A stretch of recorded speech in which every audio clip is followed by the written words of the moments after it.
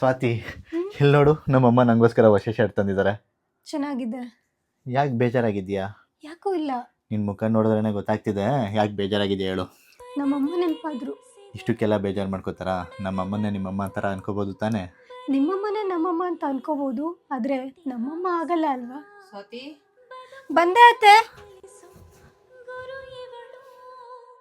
ನಿನಗೋಸ್ಕರ ಹೊಸ ಡ್ರೆಸ್ ತಂದಿದ್ದೀನಿ ನೋಡು, ಚೆನ್ನಾಗೈತಾ? ನನಗೆ ಯಾಕತ್ತೆ ಈಗ ಡ್ರೆಸ್ ತರಕ್ ಹೋದ್ರಿ? ಇದ್ರ ಬೆಲೆ 300 ರೂಪಾಯಿ ಅಂತ ಬರ್ತಿದೆ. ಇಷ್ಟು ದುಡ್ಡು ಕೊಟ್ಟು ನನಗೆ ಯಾಕೆ ತಂದ್ರಿ? ನಿಮ್ ಬೆಲೆ ಬಗ್ಗೆ ಯೋಚನೆ ಮಾಡಬೇಡ, ಇಷ್ಟ ಆಯ್ತಾ ಹೇಳು. ತುಂಬಾ ನನಗಾದ್ರೆ 600 ರೂಪಾಯಿ ಶರ್ಟ್ ಅಂತೆ, ಸೊಸೆಗಾದ್ರೆ 3000 ರೂಪಾಯಿ ಡ್ರೆಸ್ಸು. ಯಾರು ಅವಳನ್ನ ಸೊಸೆ ಥರ ನೋಡ್ತಿರೋದು? ಅವಳು ಸೊಸೆ ಥರ ನೋಡ್ತಿಲ್ಲ, ನಮ್ಮ ಮಗಳ ಥರ ನೋಡ್ತಾ ಇದೀವಿ. ಅವಳಿಗೆ ಒಳ್ಳೆ ಡ್ರೆಸ್ ತಂದು ಕೊಡಿದ್ರೆ ತಪ್ಪೇನೈತೆ?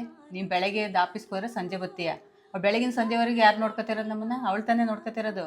ಅವಳನ್ನ ನಾವು ಸೊಸೆ ಥರ ನೋಡಿದೆ, ಮಗಳ ಥರ ನೋಡಿದ್ರೆ ಅವಳು ನಮ್ಮನ್ನ ಅಮ್ಮನ ಥರ ನೋಡ್ಕೊತಾಳೆ.